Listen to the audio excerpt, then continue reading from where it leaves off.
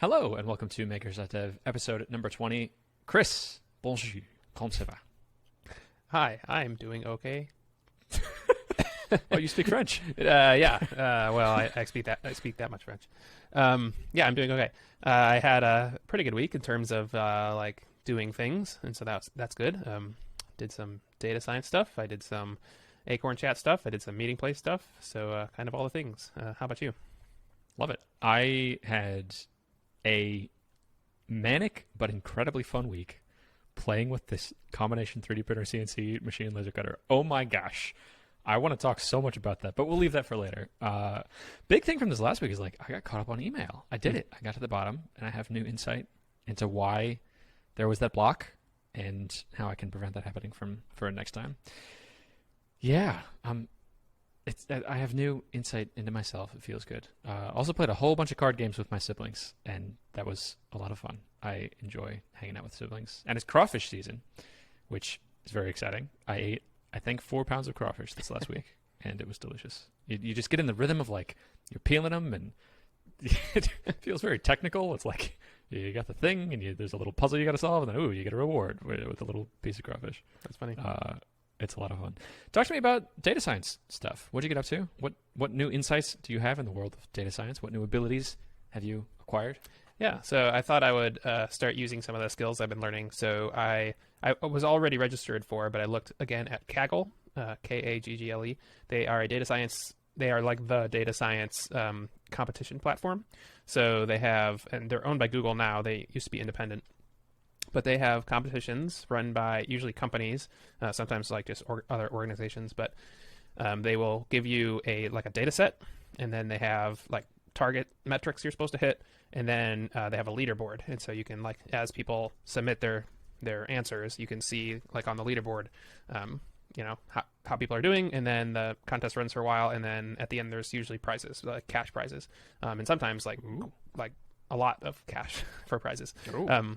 You generally have to be really, really good. Like, they're given to, places 1, 2, and 3, and there's like 1,000 submissions, so you have to be really good to get top 1, 2, or 3.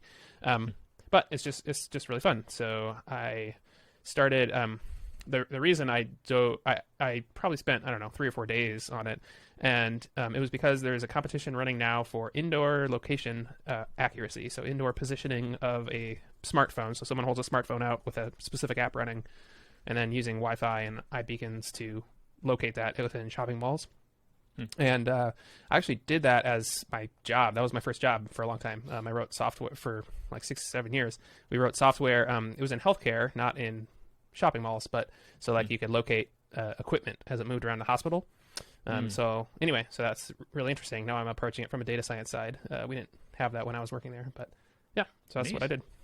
How fun. You still get to do fun side projects, but like doing it in a competition, you could potentially win a whole bunch of money for it. What's a whole bunch of money? Like thousands, tens of thousands? Well, this one is like 5,000, 3,000, 2,000 for first, second, third place. Fantastic. But that's pretty low, actually. Like most competitions. So that's 10,000 total prize money.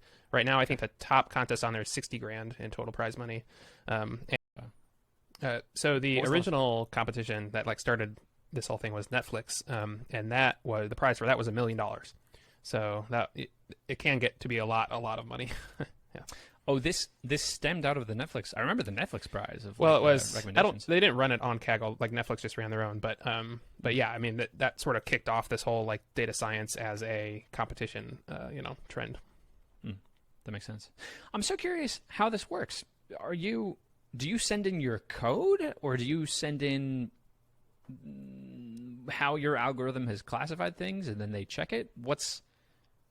How does this work transactionally? Yeah, so I think there's multiple ways that it can happen. For this one, what they did is they held out like 10,000 data points that they want you to predict, and they give you those like in a sample file with dummy data.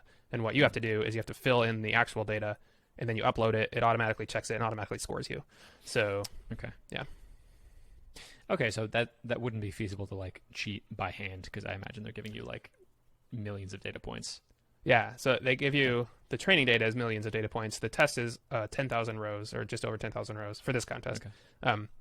Although, so cheating is a funny word because in data science it's called data leakage, basically. If your training set sort of leaks into your test set, then that's called data leakage. And there actually is some in this contest where there's some like, because like they try to like pseudo random, or they try to randomize and then like kind of anonymize some of the data so that there isn't leakage.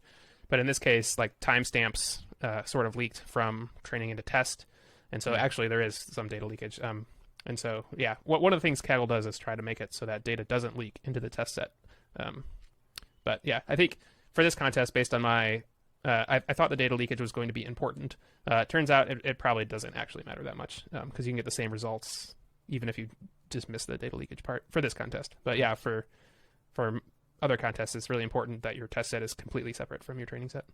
That makes sense. What a fun way to do scoring of like, here's this huge data set, and it wouldn't really be feasible to do it like by hand. I imagine the rows are things that don't even make sense if you're doing it as a human. And so like fill out this test and send in the test, and then that's how we score you. And I imagine they have like, well, no, hold on. How do they know what the truth is? Did they make their own algorithm, or are they verifying it by hand?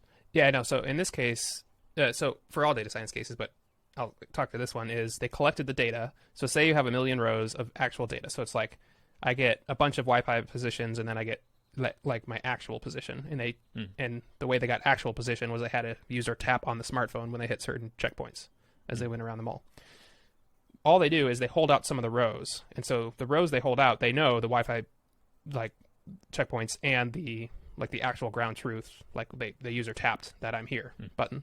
And so if they hold those out and they just ask you to predict the XY, then they know the XY because that's the user actually tapped on it.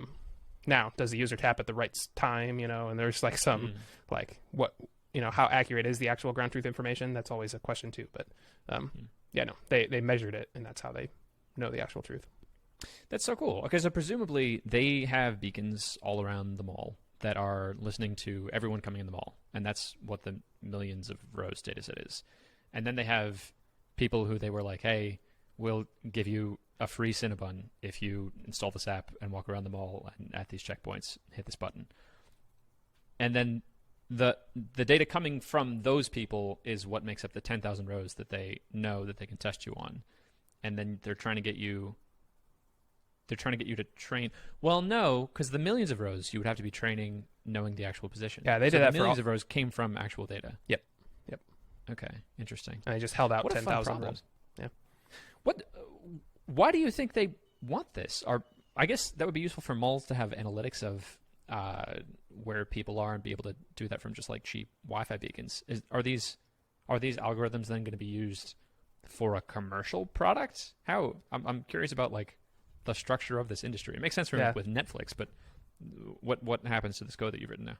Yeah, so there are lots of reasons you might want location. So when I was doing it at the company that I was working at, so we were doing it in a hospital, and we were tracking. We weren't using Wi-Fi. You could use Wi-Fi. There's lots of ways you can do it. I can go all into the weeds, but what we wanted to know is where all the equipment was in a hospital. And so there's a few things you can do once you know that. You can have like nurses who go to a terminal and say, where's the nearest clean IV pump? Because it's actually hard to find equipment sometimes in hospitals, like especially if things are kind of going nuts, and you want to find the nearest clean piece of whatever, then you can figure that out. One of the bigger use cases in a hospital is you have these people whose job it is to like do preventative maintenance on equipment. And so you say like, go make sure that, go run diagnostics on IV pump number, 10,020. It's somewhere in this 1 million square foot hospital. And, you can imagine that if you knew actually where it was, you could save a whole ton of time. And so those are kind of some of the primary use cases. You can also do like analytics. So like how many of our, how many pieces of equipment are being used at this time? Do we have to order more, whatever? So that's like the hospital, so like the industrial use case. Same thing applies for manufacturing. But you're right, for the Wi-Fi in a mall scenario, what people generally want to know is how many people are in the mall. Do they pass by my store? Do they go in my store? That kind of thing. And that starts getting into like privacy concerns and things like that.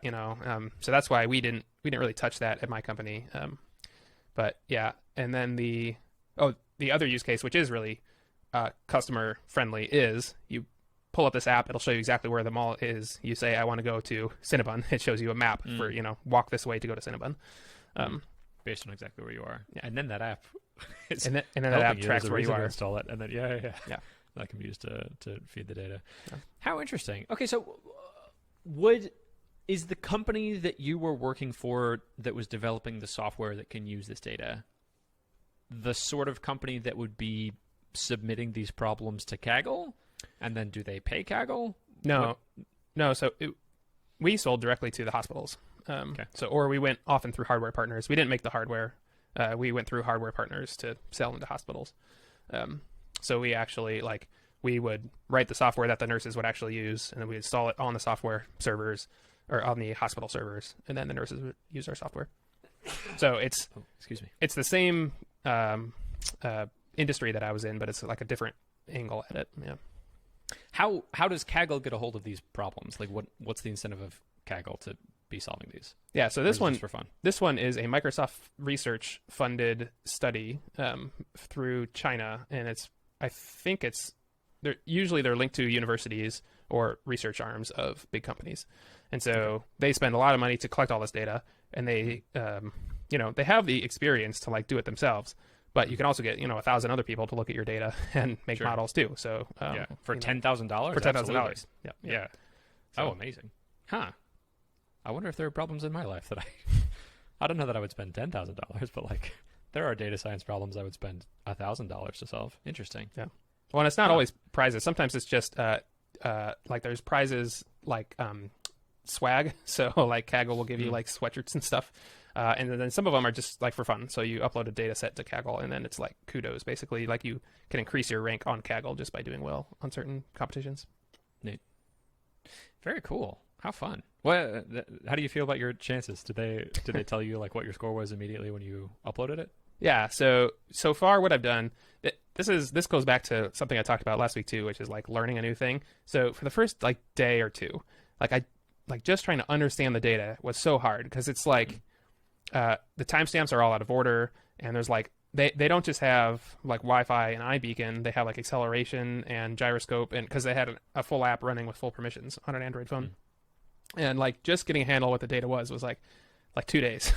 And then after a while, I got over the hump of actually understanding it. And I did that, by the way, by writing a whole Rails app backend and parsing all the data and stuff. All right. Yeah. Which is sort of a superpower, right? Interesting tool chain choice. Okay. But once I did that, I understood the data, right? Anyway, so I've made a few submissions, and I've ranked them. I think I should be able to get in the top 10% or so, which sounds... on one hand, it sounds good. On the other hand, it's 600 people sign up for the competition. Half don't submit anything, and another half submit once and never again. So I'm in probably about top 10% right now. I hope to get better. I have lots of ideas about how to improve it. So yeah. Neat. Well, me and the makers.dev listeners will be rooting for you and eagerly waiting the results to hear how you did. Let's get you that $5,000 prize. Yeah. That'll be cool. Neat. How is this slotting into this? It seems like you're on a research learning wave, specifically in AI research. Is that becoming your primary focus? Or are you also taking classes? What does that look like? How is that slotting into the bigger master plan? Yeah. So right now I'm still just kind of exploring it to see how I feel about it. I'm doing a lot of online learning. So MIT and Stanford have great online classes. Coursera has some good ones. I'm reading a few books. We talked about a few of those last time. So I'm just trying to get myself up to speed with some of the latest things that have happened, especially in the last year or two. So right now I'm just exploring that as something interesting. And I don't know where that's going to go. And after a while, I'm going to need to pay the bills. So I will either have to do something with it or not, which is something we could talk about. So I probably want to create a course for this, we talked about that last time. And I wonder how would you manage creating a course, which is sort of shorter term revenue, right? Versus the SaaSes, which are longer term revenue. They could take years to get up to speed. I don't know. What are your thoughts about that? Course short term revenue versus SaaS long term revenue? A problem that I think about a lot is just generally, how do you balance short-term versus long-term? I would like to say, always go for the long-term play. But you can't do that. In life, if you're trying to sacrifice for the long term. Like, all right, global warming is the longest term problem, so let me minimize my carbon footprint and never use any electricity, and like eat an entirely vegetarian diet, and figure out how to live entirely by the sun. Like, I don't think that's the most productive way forward. So you need some sort of a balance between short term and long term, and I think the strategy there is like, whenever you can, make the long term choice, because the short term choices are easier to make. Those don't need advocation, but you do need a little push in the direction of like, think a little bit more long term. So I think I would say, like, trying to make this strategically. If you can make a longer term choice, then make the longer term choice, and don't sacrifice too much of the short term to get there. But like from a different angle, I think I have seen so many improvements in my life from just optimizing for like, what am I the most excited about right now? What's the direction of my life that I want to do the most? What's the most fulfilling work for me? And being more sensitive to those feelings and following that direction. So like, you're really excited about data science right now. It sounds like making this course would be not only helping you learn it, because teaching other people is a great way to learn something, but making a course is a thing that's fun for you, I think, and would be a nice short-term win. And yeah, I mean, I have difficulty making an argument that you shouldn't do that. I think that if it's a thing you want to do, if it's a thing you're excited about, like, do it. Enthusiasm is impossible to manufacture. You can't just like choose a thing to be excited about. That's a very complicated process that I think has to arise naturally. So like, yeah, dude, make the course. That sounds cool. I would love to take that. Yeah, that's kind of how I've been feeling also, which is why I'm still sort of learning all this stuff. So yeah, which we could talk about a whole other can of worms too, which is I read something about how ADHD affects your like ability to do things. And I don't think I have ADHD, but I definitely recognize some tendencies of it in me. Right. Same. And one of the things I read this article about like how people without ADHD and with ADHD like prioritize and get things done. And for without ADHD, it's mostly like kind of what's important, and I'll do that. With ADHD, importance has almost no value in like what you do. Instead, it is what you are currently excited about, which is what we talk about all the time. The other is you basically procrastinate until a hard deadline, and then you like do it right before. And I recognize that in myself all the time. In school, that's how I operated. Like I would do everything just before the deadline. And then the other is competition. Which is exactly what this Kaggle thing is, which I felt very viscerally right now. Like I see the leaderboard and I want to go up the leaderboard, and that's why I'm prioritizing that right now. And so I've just, I've recognized those three things, especially in my life and especially right now. So yeah, that's something I'm dealing with too. That's how I'm prioritizing things right now. I feel that this is something I talk about with my sister all the time. I didn't realize part of the symptoms of ADHD are like you get really passionate about projects and just don't do anything and spend hours and days focused on this one thing, just obsessed with it. I thought that was evidence of like, oh no, I couldn't possibly have ADHD because look at how much focused work I'm doing. And I think that's like a coping mechanism of you're pushed away from the responsible things you want to do, and that dives you deeper into the thing that you actually want to do. And so you can do things that you want to do with much more ferocity and just have that consume you, because there are you're both being drawn to it and being pushed away from it from other sides. I'd like to dig more into ADHD. That's something I don't fully understand that I think could benefit me. There was a Twitter thread I was reading that was talking about productivity hacks, and someone was like, my productivity hack is treat my ADHD with medication. Whoa. And like, that's cool if I could take Ritalin or something and be much more focused and better able to do email. But the flip side of that, I think, is I see this aspect of both of us as being high in openness, openness being one of the 5 traits of the Big 5 personality test, which I think is the only valid personality test. Myers-Briggs is bad and unscientific, and so are horoscopes. It doesn't make any sense.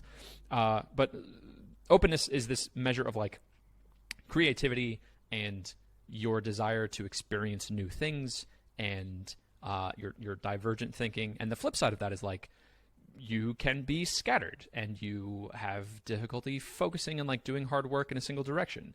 And for people who are low in openness, that's not bad. That's just like you're at a different point in the spectrum. There are strengths and weaknesses to being at every point. If you're lower in openness, like it's very easy for you to be focused. It's, you can make a list of the priorities that you have and what the most important work is and just go through them militantly. And like, I think that the gains to be made on that spectrum are wherever your weakness is. So for me and you, I think we're very high in openness, very creative. We don't have problems coming up with new ideas. Like, we'll experience the most gains by finding strategies like entering contests or being militant about having to-do lists that pull us more into the lower openness side of like, okay, no, I've come up with all the ideas already. I just need to sit down and execute them. Or maybe taking medication. I don't know. That's something I'm curious about experimenting with. I think the thing I'm fearful of is like, yes, of course, I could get through email easier, but I value so much this ability to just like come up with new ideas of these crazy new things that haven't existed and be able to go off in these directions. And I think I'm still trying to find that balance for myself. But yeah, ADHD. It's an interesting and probably somewhat accurate diagnosis for the way that we both do work. Yeah. So I watched a few YouTube videos, and one was he was either a doctor or a professor, but he has done a lot of work with people with ADHD. And he sort of described a lot of what you're talking about. The first thing is that, it's a misnomer that like you can't focus on things. He said, sit someone with ADHD in front of a video game they like, and they will stare at that screen for hours doing it, right? Yeah. Obviously they can focus. It's just, on what they want instead of what's important. And then the other thing is, a lot of people, so getting a diagnosis of it means that it is somehow like, part of the diagnosis is it is destructive in some way. It's hampering your life in some way. And even people with a diagnosis may not take medicine because a lot of the aspects of it are kind of like a superpower in a lot of ways, like being like this openness, like you talked about. And so if you can find ways to maintain that by not taking medicine while still, being able to focus on important things if you have to, then that's when, medicine would actually be harmful to you. But at a certain point, if you can't do anything, then that's when, medicine really helps. So yeah, it's, that's why I say I don't think I have it, but I definitely, tend towards a lot of the tendencies that I heard this guy talk about. So, it's interesting to think about and kind of understand better. Fascinating too, because I love studying things at the extremes. And I think the easy thing to do in that case is like, look at this. There's this terrible disease that all these other people have, and they're bad. People with ADHD, they're bad and not like me. I'm so much better than them. When really the benefit of that is like, we are both humans. We have so much more in common than we're dissimilar. Yes, this person's traits are a little bit more exaggerated than mine, but by learning more about them and why they make those decisions and the things that help them, that helps me notice more subtle behaviors of the way that I act. I've learned a whole bunch about personality disorders, and for reasons I won't get into on this podcast, but I talk about it on other podcasts I'm on. And the easy thing to do is say like, narcissistic personality disorder. What terrible people those people are. And, they gaslight you, and they aren't able to deal with strong emotions, and so they just spew that out onto everyone else that they're around. And like, the easy thing to do for me is say, what terrible people those people are, and let me just have nothing to do with them. But the deeper insight for me is like, how am I like that? What is the part of this disorder that is similar to how I act in the real world? And then how can I use the tactics, and how can I use this understanding and this exaggerated profile to better understand the subtleties in myself? I feel sort of the same about manic depressiveness. This is something I've talked about a few times, that I'm certainly not manic depressive, and there's a more subdued version of that called hypomania. That's just like the peaks and troughs are the amplitude is less. And I don't think I have that either, because like you're saying, that part of the diagnosis for that is like it has to be significantly impacting your life. But the people that have those, that get diagnosed with them, are also human with human brains and are very similar to me in a lot of different respects. And I can imagine if you put me in a different environment or tweaked my biochemistry a little bit, I could be diagnosed with that. And so the benefit of that is like recognizing this pattern when it's more pronounced, and then using those tools for myself to better understand the more subtle patterns that wouldn't be as easy to recognize. That's something I feel very strongly about. That like, I think that's the benefit of having diagnoses for things and having names and studying the extreme cases, because it helps me better understand myself. That's it. Yeah. Especially sort of as entrepreneurs, so there are studies that show that entrepreneurs have much higher proclivities to anxiety, depression, ADHD, mania, like all the things, and that's mostly what makes us bad employees probably, and actually good at entrepreneurship. So yeah, for all listeners too, like if you think you have something, go do some research. Maybe it'll give you a name to something that you're feeling. That's what I say. And no shame. Like, it's okay to have these things. It's having the game is just better understanding yourself.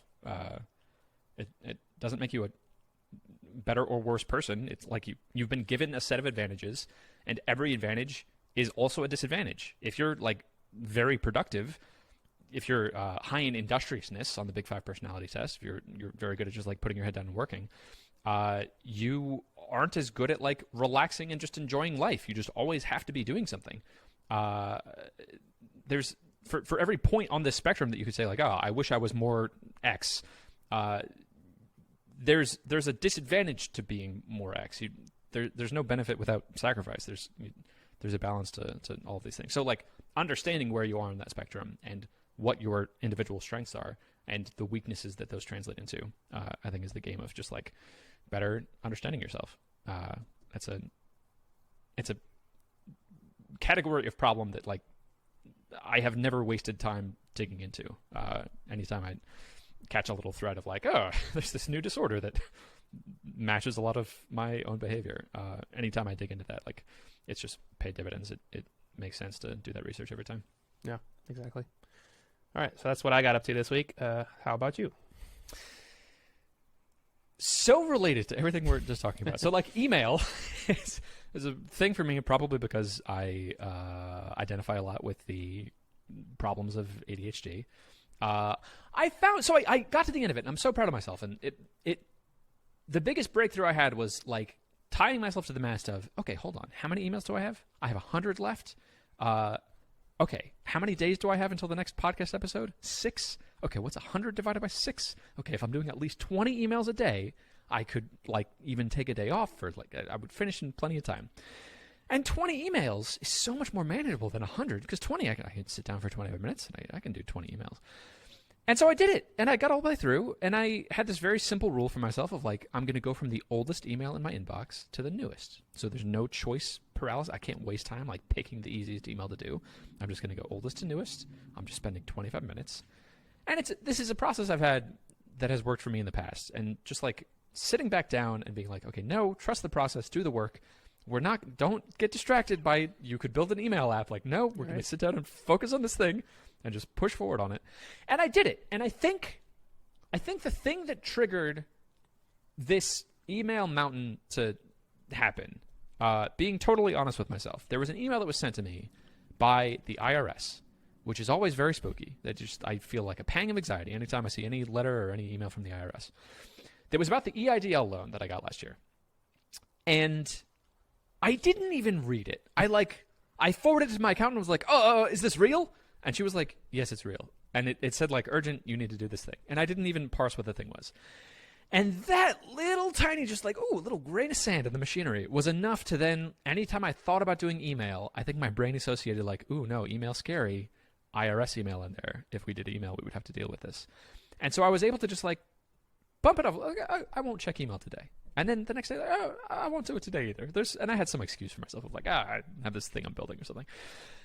And the problem with doing that is like, the more I ignore a problem, the bigger it gets. And the smaller and more afraid I get. And then it gets to this point where it's just out of hand. There's way too many emails, and I'm so small, and the emails are so big. But once I just like tied myself down of like, I only need to do 20, and I'm just going to set a timer for myself. I'm not even strictly counting 20, but like that's a loose goal. The hard goal is I'm going to sit down and do emails for 25 minutes.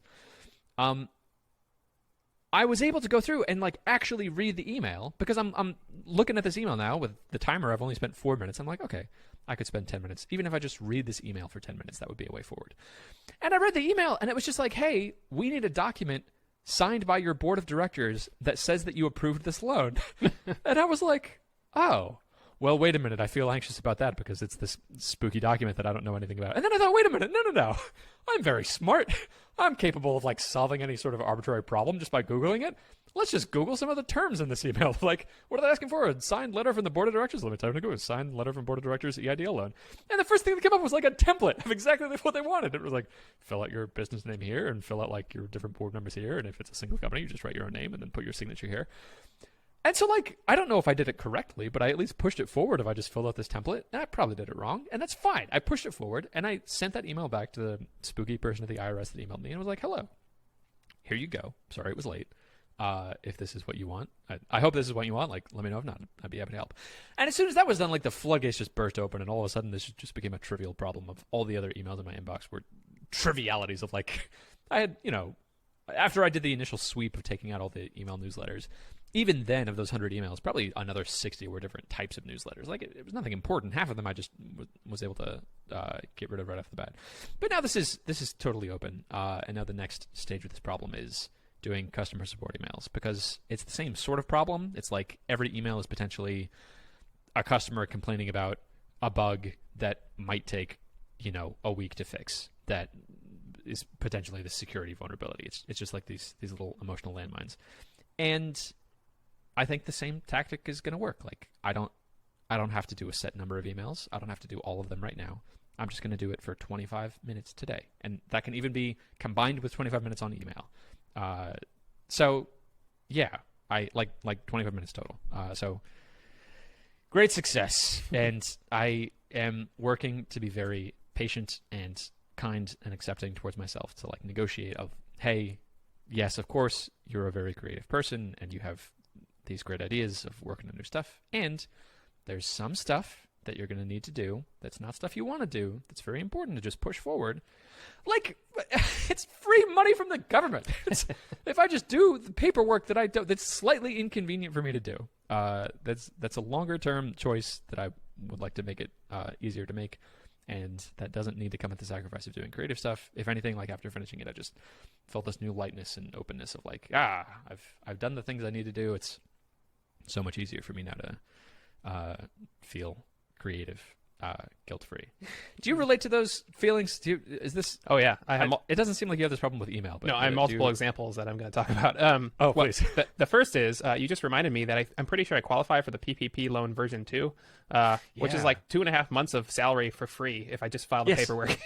Yes. So I need to do that. That was one of the emails that I went through. And like, spending 10 minutes on that might make me, I don't know, something like $10,000. I need to do that. Okay. The second one is, so I've had the exact same response to IRS letters before. And the old adage, like, it's never as bad as it seems, and it's never as good as it seems, like, that seems to apply to IRS all the time. I read once that the IRS will never just like come and put you in jail or something. Like, they will send you letters for years before they do something. And I had this situation where my EIN, which is basically the SSN for your business, like the number that registers it with the government, was like it duplicated or wrong or something, the paperwork was filed twice or something like that. And so the IRS like kept sending me letters, and I kept sending them to my accountant, and my accountant kept saying they were taken care of, and I kept getting letters. And at one point, I got a visit from an IRS agent, and I went in a full like flight or fight mode. I was like, "What's going on?" And she's just like, "Just letting you know that this is happening. You have to do this." And she told me exactly what to do, and I said, "Great." And I sent that right to my accountant, and he did the thing, and I haven't been bothered since. So she was like paying a nice visit, right, from the IRS, but which exists, I guess. Yeah, so I same thing. Still to this day, whenever I see something from the IRS, mostly it's like, I don't know, something, it has nothing to do with anything I've done wrong or anything. It's just like, here is something. I still get the same, like, oh no, is this about the stupid EIN again? And that, like, yeah. So anyway, it's fine. It's probably fine, right? That's the first thing. And then the second thing is, I experienced this exact same thing when I first bought a house. When you first buy a house, there's so much stuff you have to take care of that you don't think about when you're renting. And I like felt this like sort of crippling, like paralyzing fear of like, I have so much stuff to do for this house. For example, there was when we first bought our first house, there was like a lot of poison ivy growing up a few trees, and I was like, I don't want to deal with this. What? And I had this realization that I can pay people to do things. And so I made a couple calls, and $200 later, all the poison ivy was gone. Amazing. And so like, yeah, like if you're in what seems like a really bad situation, take a breath. What are the things, like in that situation, I just applied money to the situation and it went away. Yeah, so I feel that for sure. Maybe not always in email, but in other situations. Yeah. I love that adage. It's never as good as it seems. It's never as bad as it seems. It's gonna get locked into my brain. Yeah, love it. This seems sort of like, okay, pulling back a little bit. I love interacting with children because a child's motivation seems to me to be so transparent. When I'm interacting with like a 2-year-old, my 2-year-old cousin's son, George, and he's acting cranky. If I ask him like, hey, George, why did you just hit your sister? He'll say something like, because she was mean. And like, I totally understand that from his perspective. But from my adult perspective, I'm like, George, you simple little child. You skipped your nap today and you're hungry. You just need to lay down, take a nap, and then eat. And like, I can see it so clearly for you because your problems seem to me so simple. But it's so much more difficult to see that in me. And one of the types of those interactions that I've had with children that seems so transparent, but like is much more difficult for me to articulate and understand is like, if a child does something bad and knows that it's bad. So like, they have some juice and they were playing with the cap of the juice box or the little sippy cup, and then it comes off and then juice gets spilled on the floor. They feel this pang of negative emotion and like probably this anxiety. And then they try to hide it. They like put a book over it so that you can't see that there was juice. And if you go over to them and you're like, what's this over here? They're like, oh, it's nothing. It's a book. We don't need to talk about it. Come over here. We're gonna do this other thing. And like, that's so transparent for me when it's the child of like, oh, you feel anxious about this thing and you don't want to deal with it. The emotion feels like it's too big for your little tiny child body. But like, hey, it's okay. This problem is not as big as it seems. It's never as good as it seems. It's never as bad as it seems. We can fix this. But like, you got to tell me, because the longer we're just ignoring the problem, the bigger the problem's going to get. If you tell me right away, we can clean it up and put some water and it's like it never happened. But if you wait like a day, okay, now it's going to start to smell and now the carpet's discolored and you have to have a more involved solution to do it. And I'm working really hard to be a better parent for myself. Like the parent that I would want for that child that just spilled the juice box and is now hiding it in shame is a parent who would be very kind and accepting and like, hey, you're feeling this bad emotion and it's okay and you are bigger than this problem is. It's not as bad as it seems. Instead of, I think what my initial reaction is in that moment, if I'm being a bad parent to myself, is like, you piece of garbage. You can't clean up the juice puddle. You can't answer this email from the IRS. You can't even read the email. Come on. You're useless as a human being and you need to get your act together. And like, that's not an effective strategy. If that was an effective strategy, I could be convinced to do something like that. But like through experience, that's not what gets me to do the thing. What gets me to do the thing is like, hey, we're going to have a negotiation. What's the thing you want? You want to play with your 3D printer? Great. How about this? You can play with your 3D printer all day. After you do 25 minutes, you just have to sit down. It's not a set number of emails. Just do it, and it's okay. And like, you're doing a great job. Here's some little pats on the back. That's the thing that gets me to do stuff. If I'm a good, kind parent to myself, I am able to apply for a $10,000 loan to the IRS that's like completely forgivable. So it might just be free $10,000, although I'm not banking on that. I'm not spending the money until like I'm absolutely sure. Right. I'm not going to need to give this back. All right, this is actually money. So bringing that home, like, I think the most effective way that I've noticed to get myself to do things that I don't want to do is to frame it as I am a child trying his best, and what would a very kind and loving parent do to try to encourage me to do things that were more in my best interest, and that seems to be very effective. Yeah, that's great. Are you being a good parent to yourself? That's something I should like sticky note to my monitor, Yeah, I love that. Neat. On a much lighter topic. Oh my gosh. 3D printers are so freaking cool. Oh, they're amazing. You can just download anything and you can just print it out. Immediately after we recorded our podcast, I was checking, just like neurotically refreshing the shipping notification. And I saw that it had been delivered. Like, I think it got delivered during the recording of the podcast last time. And so I hung up rudely on you and like ran downstairs to go unpack it. And it was so much fun to unpack. It's just all these screws and like, it's so solidly built and modular. And I plugged it in incorrectly. I mixed up the Y and Z axis and like destroyed the bed initially because it wasn't calibrated correctly, and did like 2 other things wrong in the assembly of it, but I fixed it, and then I printed stuff out, and it just worked. I just summoned a thing from the internet design and just print, and then I had it. It was amazing. And so I've been printing stuff out just like for like the first 3 days. I just was printing on it nonstop, and it's so loud. And I have it set up in the same room that I'm sleeping in, so I like did not sleep very well that night. But I was just so excited. I jumped out of bed the next morning like, oh, here we go. You mentioned also that ADD, ADHD is like you can be involved and just like be engrossed in something for hours. Yeah.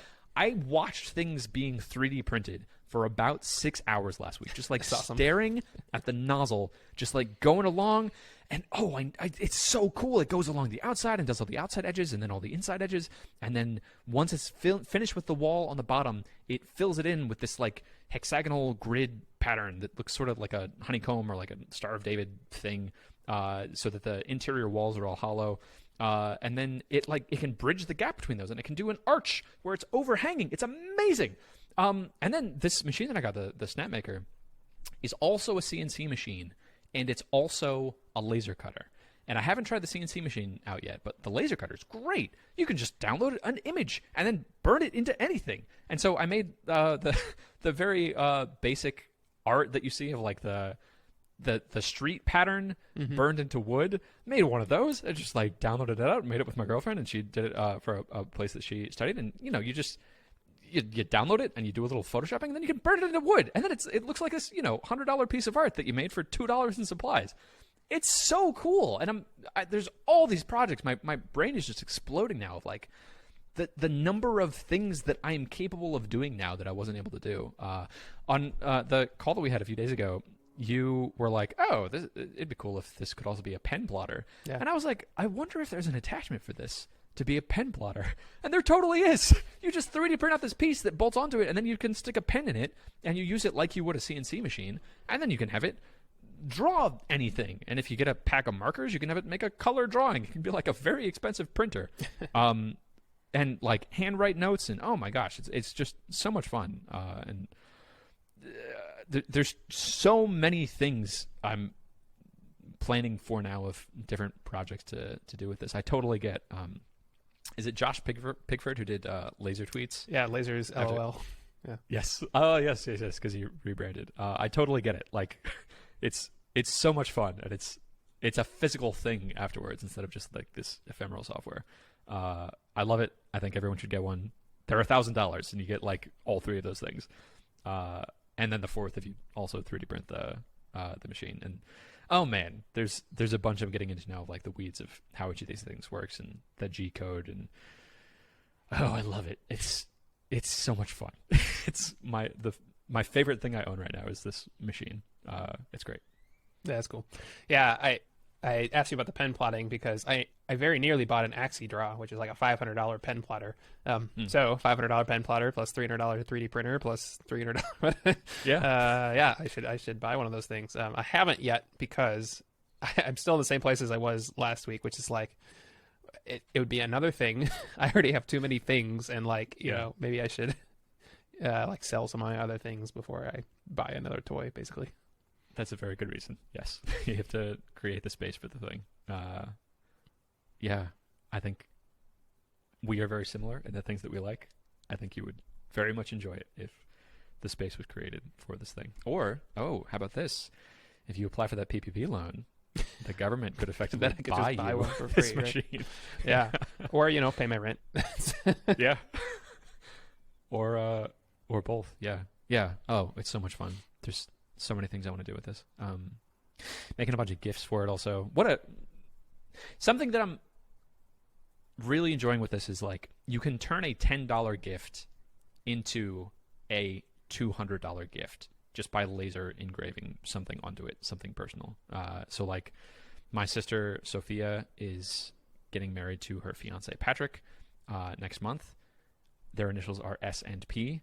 So I got them a salt and pepper little box container, and I laser engraved Sophia and Patrick on it. That's cool. And like that now turned into this thing that they're probably going to keep for years. Because it's like a one-of-a-kind thing. This isn't something you get at Walmart. This is like a thing that was custom created for you, and it's a high-quality item, and it's a thing you're actually going to use. So I'm really enjoying this superpower of like I can customize anything. I can create value in the world. I can make any arbitrary item more valuable to the person I'm giving it to just by, with an extra 10 minutes of work on my part of like, what would be a cool thing to be written on here? Let's permanently etch this on this in a very classy way. That's not just like I'm drawing on it with a marker or something. It's so much fun. Yeah, that's cool. I wonder, I'll ask the same question that you kind of asked me, which is, so my exploration into AI and data science is a little bit like your exploration into 3D printing. It doesn't pay the bills right now, but it's kind of a neat and valuable skill. How are you sort of juggling this? And you talked about email a little bit, but how are you juggling this on your other projects? So I think my deal with myself is, as long as I'm taking care of the things I need to do, I can sort of go in whatever direction I'm most passionate about.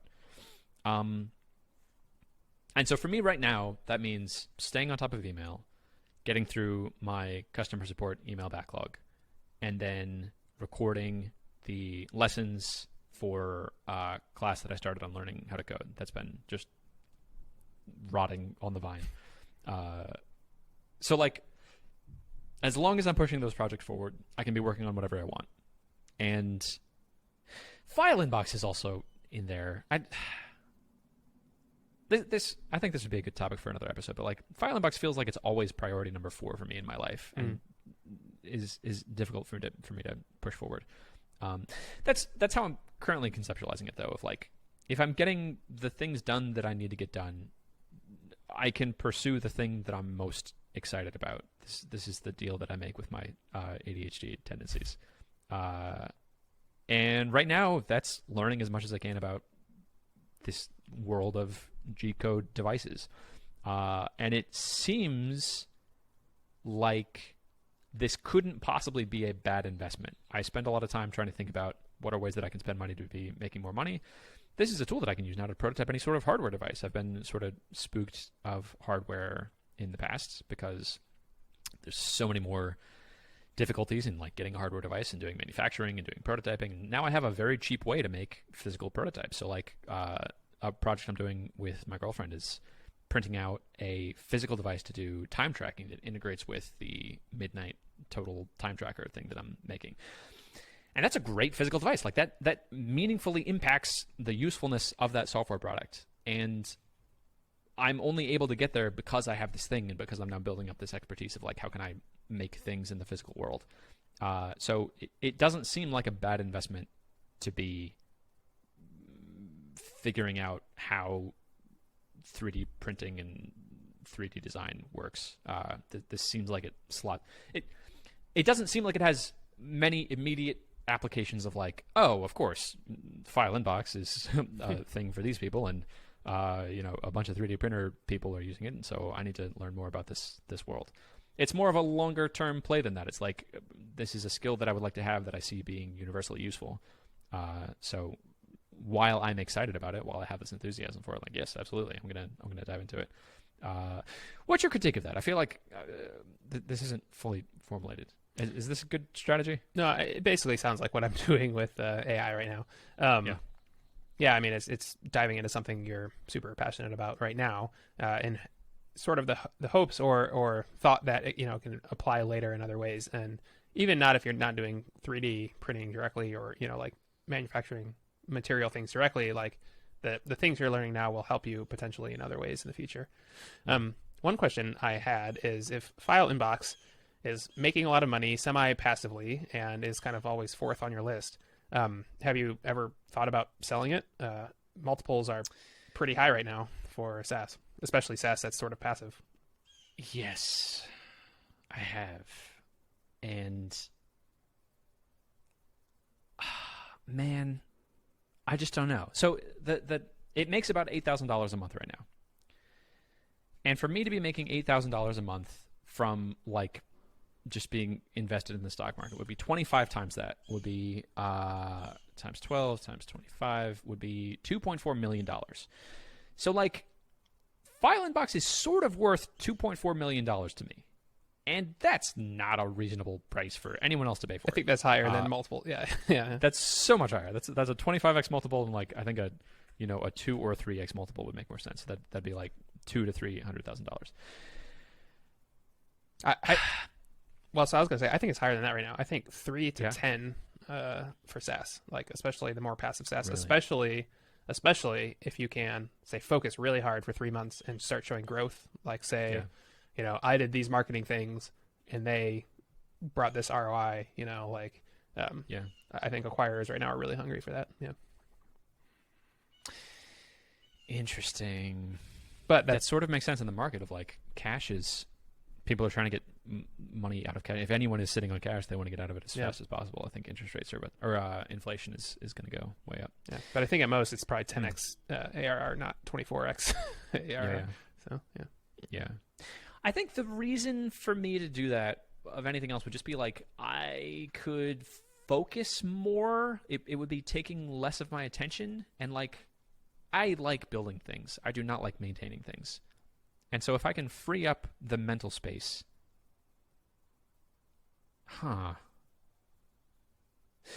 man, that's a project I'm feeling really excited about. Like I could easily justify just banging on nothing else but this for like 3 months, and if I was actually fully focused and aligned and towards growing this, I feel like I could double ARR. Like maybe not in 3 months, but in a reasonable amount of time, I could at least substantially change the growth curve. And there's so many ideas I have for ways that I could do that. And it's a very interesting idea, especially 10x. I didn't know they were that high. My gosh, I think that would be so. Strategic acquisitions can go from 10 to 100x, right? I mean, strategic acquisitions are nuts, but the low end of strategic and top end of like just regular, I think is about 10 right now. If you, so Einar Volset on Twitter talks about this sometimes, and some people say things like 5x or 6x, and he says, he without giving away numbers, he's basically like, no, it's higher than that. That's all he says, like every time. So interesting. Yeah, I mean, you could reach out to some microconf people and just float the idea past them and see what they say. Yeah. How interesting. This is not something I think I'd seriously considered before this moment. If I could get 5x and then have a whole bunch of cash, like there's other things I would want to start. I think maybe a fear of mine is that I wouldn't be able to make anything that was ever this successful again. But like, we didn't discuss this on the podcast, but I recently hit a fire financial goal of mine of like, I feel very comfortable financially where I am. In like conservatively spending, I feel like I probably won't run out of money in my life. That's probably not a limiting factor for me. That's awesome. But if I could sell this and get back the attention that it's currently pulling away, that would be very valuable to me. Yeah. Well, and then I don't know that I would need to be afraid of like not being able to do anything else after this. To hit to 5 to 10x though, what you'll have to show is growth. And especially, I put in this much money and this much came out. So like, I spent $1,000 on ads and $10,000 came out. Yeah. That's a problem I can solve. A thing that I think would also make sense if I was going to sell it is to move everything serverless. Of like, you don't even have to worry about maintenance. Because this is just the entire application runs on a single Firebase project, and I can transfer it over to you with like, 5 clicks. I just add you as an administrator and take myself off. Yeah. I would be a little wary about that thinking because they're probably going to rewrite large chunks of it anyway. So if you rewrite it and then you give it to someone else and then they rewrite it, I don't know, might be wasted effort. But that's a better place to focus. Yeah. and this code base has been working and making this money, and like my effort would be much better spent figuring out ways to spend money to get more money back out. I'm gonna need to do a lot of thinking about this. This is an idea. Glad to distract you from from your 3D printing. From my 3D printing. Yes. I'll have something to think about now while I'm just watching the nozzle just go trace around the thing I'm printing. It would optimize more for me. Like I would feel so much more free to start new things. Like I could just fully dive into clipstop marketing. Interesting. Okay, yeah. Good ideas. There's like the administrative hassle of, I'm sure I'd have to do a bunch of paperwork and like, yeah, I mean, it'd probably a take bunch of accounts. 6 months to sell, and it'd be a really hard 6 months. So yeah. think about that. But yeah. Okay. Yeah, I need to think about that.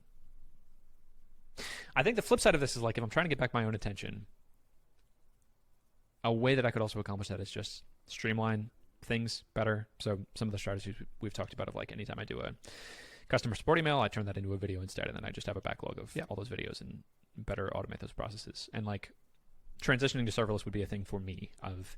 I would drop the number of, hey, you need to log into your server and do some sort of command line thing. I would drop that to 0. I would be paying a little bit more money, and I would be getting back my own time and attention, and that's the trade-off I think I want to make. And that would sort of be another way to accomplish this. And then, you know, it takes like 2 or 3 hours a week to run, and it makes $8,000 a month. And that seems like and then if it would take me 6 months to transition that value into cash, I don't know. I need to think about it. It's a good question. Yeah. Cool. Well, interested to hear what you come up with. Cool. So am I. I'd love to fast forward and listen to next week's episode and see what happens. I have one more thing that I'd just like your hot take on it. It's pretty quick. I started in this effort of trying to spend money to like make my life better, trying to spend money to in ways that make me more money or get me more time back. For most of the last year, probably 90% of the groceries that I bought have been through the Amazon Whole Foods delivery service, and that's been great. But I hate their app. What I want is a way that I can just say, like, here are the things that I get 95% of the time. And I want to go through that list and just be like, yes, I'd like this. No, I still have this from last week. Yes, done, and order. And the amount of time I think that should take is like under a minute. And the amount of time it's taking is like 10 minutes. And I hate that. And I prototyped this little app. I'll be posting it on Twitter of like development videos to do it, of my development process. And it's sort of, there is an API to be able to add things to an Amazon cart, but there's some edge cases of like, I'm having trouble figuring out how to do it. I'm getting in the weeds. I'm making an app for myself to make it easier for me to order these recurring grocery deliveries. What's your hot take on that? Is that a thing that would be useful to other people? Should I invest more work in like making it for other people? I don't know. I want your hot take. Yeah. Well, so that's what Instacart did, and they're worth over $1 billion now. So, you know, there's one take on it. Yeah. The second take would be so Amazon through Whole Foods is interesting, but also I would try some of the other grocery stores in your area to check out their apps just to see how they're like. We have Kroger near us, and it used to be called Click something or other, and now it's called Kroger Online Ordering or something. Anyway, and that's pretty good, I would say. The search is pretty awful, but the thing that they get exactly right is here's like the things you order all the time. So like milk, eggs, bread, and it's all the right brands, right? It's what you order all the time. Yeah. And then it's just like, yes, I need this, I need this, I need this, I need this, I need this. And then if you need something else, you search for it. Search is awful, but that's fixable. So yeah, like check out local grocery stores and see what their apps are like, because they all have them now. Like the COVID is a thing. So check those out, and then and then I guess I would say try to find, if you find gaps in those, like try to find people in your local area that are also having trouble. If you want to turn this into a thing that other people use, right? Try to find people who are having similar troubles to you and ask them what they don't like about it. It's probably similar things like that you don't like. Um, so yeah, I would. This is another one. This is sort of like the Shopify idea you had, which is, I think there is a lot of value to be had. However, to get that value, you're going to have to access, like 1 million people or something, which is difficult to do as a solo dev. So yeah, like a lot of your ideas, I think it's potentially very valuable, but also maybe difficult to get to scale. Excellent hot take. I hadn't even thought about that other grocery stores have that same sort of app. Because Amazon, I think it feels very bolted on. It feels like, oh, well, we had this whole infrastructure for ordering products and let's do groceries. But if I'm using, I think the thing I'm trying to build would be much easier to bolt onto a grocery store that had made this just for their grocery store. That makes a lot of sense.